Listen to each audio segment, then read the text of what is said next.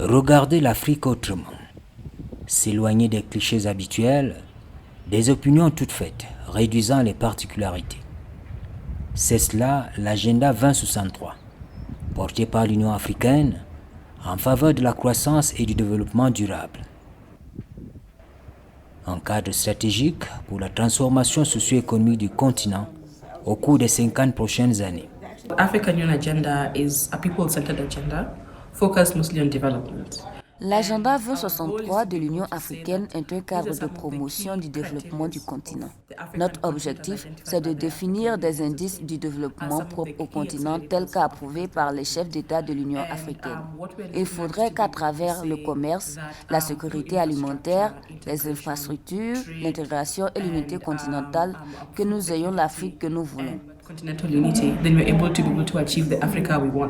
C'est véritablement ce que nous recherchons dans cet ensemble composé. L'agenda 2063 nous donne la vision de l'Afrique que nous aspirons. Ça couvre les plusieurs plus importants domaines, le domaine de paix et sécurité, le domaine de développement économique, tout ce qui est développement et bien sûr changement climatique, et aussi le domaine des sujets humanitaires et sociaux. Alors cette vision de 2063 maintenant passe par une phase qui est très très importante, qui est la conclusion de la première décennie de mise en œuvre et de la formulation de la seconde décennie. Déjà on voit des résultats concrets qui ont été achevés, comme par exemple le lancement du zone de libre-échange entre les pays africains.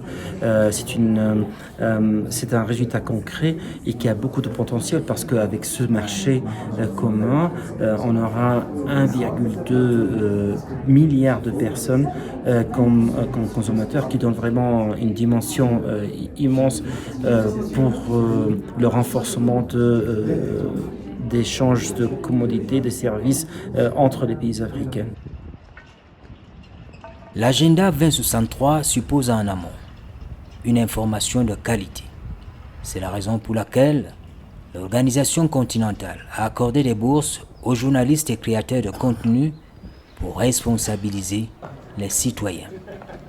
À l'ère du numérique et au terme de la série de réunions en cours à Addis Abeba et de la visite du siège du NEPAD en Afrique du Sud, les professionnels des médias vont se charger de façonner un discours nouveau et équilibré sur le continent, partant d'une meilleure connaissance du processus de prise de décision au sein de l'institution.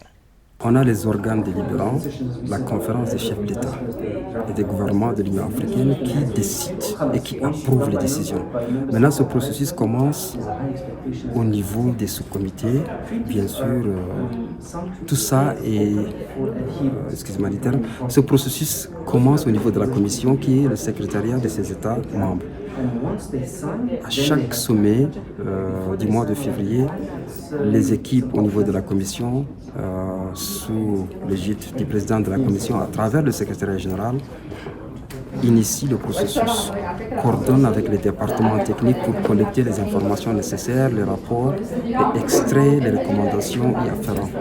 Et solutionne tout ça, et à travers ces organes, le représentant permanent, c'est-à-dire les ambassadeurs accrédités à Addis Abeba, qui approuvent, c'est la première étape, et ceci passe au niveau des ministres des Affaires étrangères pour valider, et finalement la conférence entérine.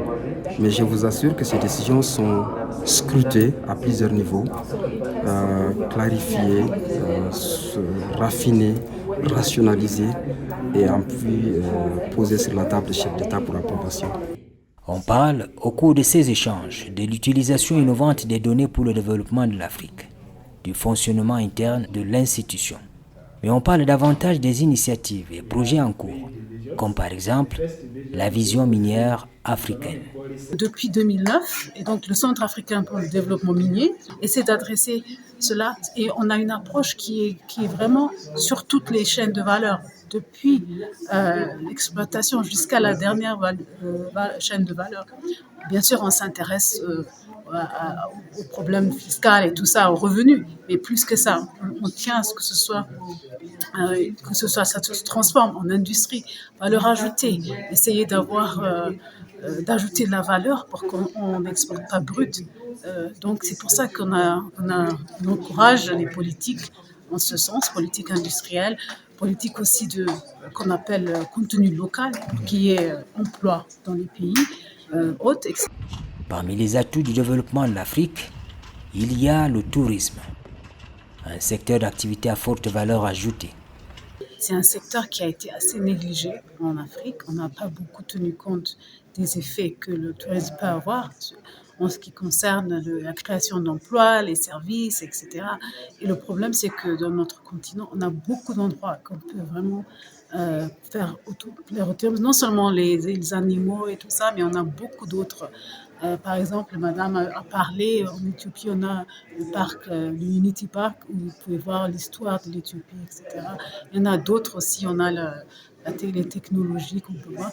Mais on n'a pas mis en place en Afrique un processus pour mettre ensemble les attractions touristiques. Par exemple, on peut faire un plan. Si quelqu'un veut aller voir les pyramides d'Égypte, ils peuvent aussi venir en Éthiopie voir d'autres, et après aller au Kenya. On n'a pas vraiment un moyen de faire en sorte que ce soit combiné. Donc, ce que l'Union africaine essaie de faire par le biais de ce département, c'est ça, c'est avoir une approche coordonnée entre les pays.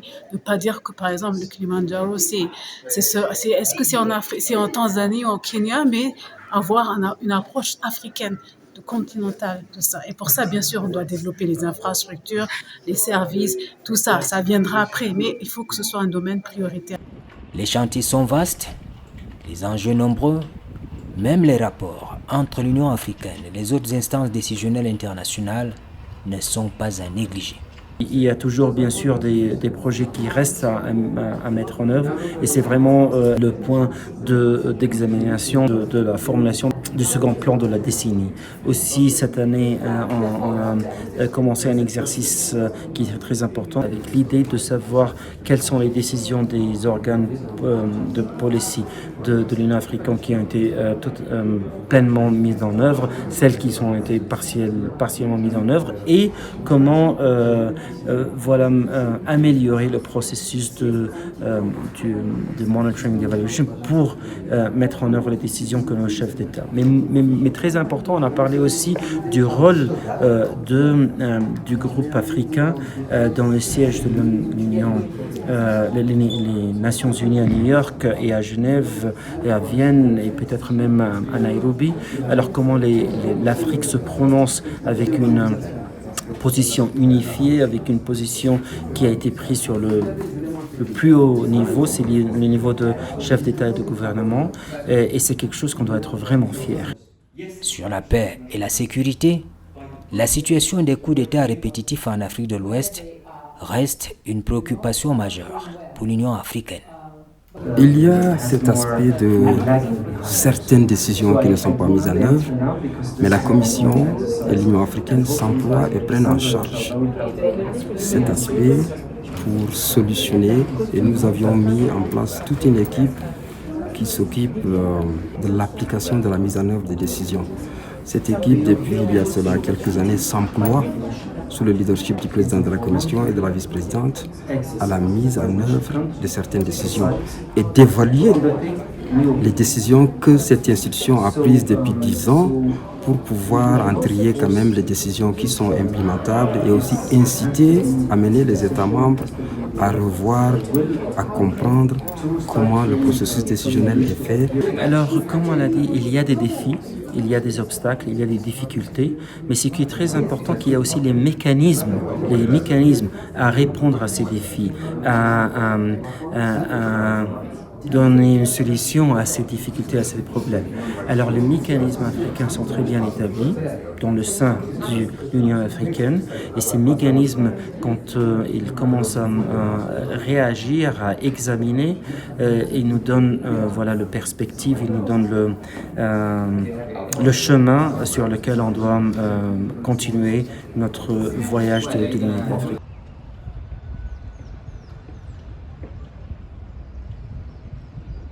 La vision de l'Union africaine en 2063 est de parvenir à une Afrique intégrée, prospère et en paix, gérée par ses propres citoyens et représentants une force dynamique dans l'arène internationale.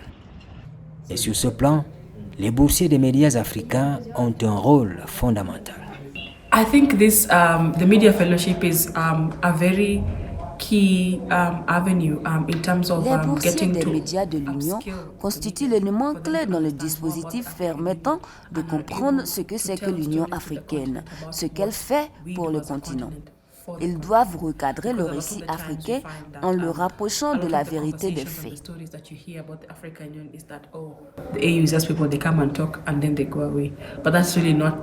C'est la raison pour laquelle on les forme afin qu'ils soient à mesure de mieux informer les peuples sur ce que fait l'organisation continentale.